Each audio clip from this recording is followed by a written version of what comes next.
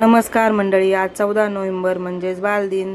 लहानांना मोठ्यांना सगळ्यांनाच बालदिनाच्या खूप साऱ्या शुभेच्छा. कारण प्रत्येकामध्ये एक लहानपण दडलेलं असतं. तर माझी इथं त्याची तयारी चालली होती. तर म्हटलं चला थोडंसं गोड बनवूया, मुलांसाठी रवा केक बनवूया. मुलांना रवा केक खूप आवडतो. तर म्हटलं चला रवा केकच बनवूया. तर त्याचीच इथं मी तयारी करते. अर्धा कप दही घेतलं आणि 5-6 चमचे तूप घेतलं, छान मिक्स करून घेतलं. त्याच्यामध्ये 1 वाटी दूध टाकलं, चवीनुसार साखर टाकली आणि पुन्हा एकदा मिक्स केला आणि मावेल तेवढा रवा टाकला. म्हणजे कन्सिस्टन्सीनुसार रवा टाकायचा आपल्याला, जास्त घट्ट नाही करायचं कारण रवा नंतर ॲब्झॉर्ब करून घेत असतो दूध आणि तो घट्ट होतो. त्याच्यामुळे थोडासा पातळच ठेवायचं.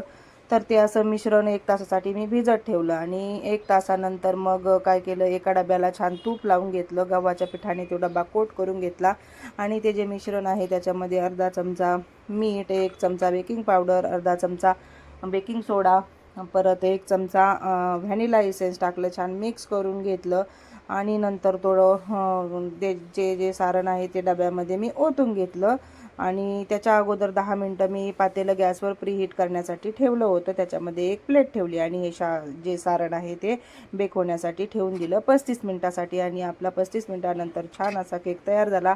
त्याच्यानंतर मी स्वयंपाकाची तयारी करून घेतली. तुरीच्या दाण्यांची भाजी बनवली, थोड्याशा सुकी पण फ्राय केल्या तुरी आणि रात्रीची भाजी, 1 भाकरी शिल्लक होती. तर म्हटलं चला आज भाकरीचे तुकडे बनवूया. खूप छान लागतात दह्यासोबत खायला.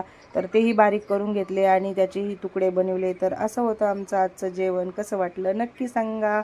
बाय.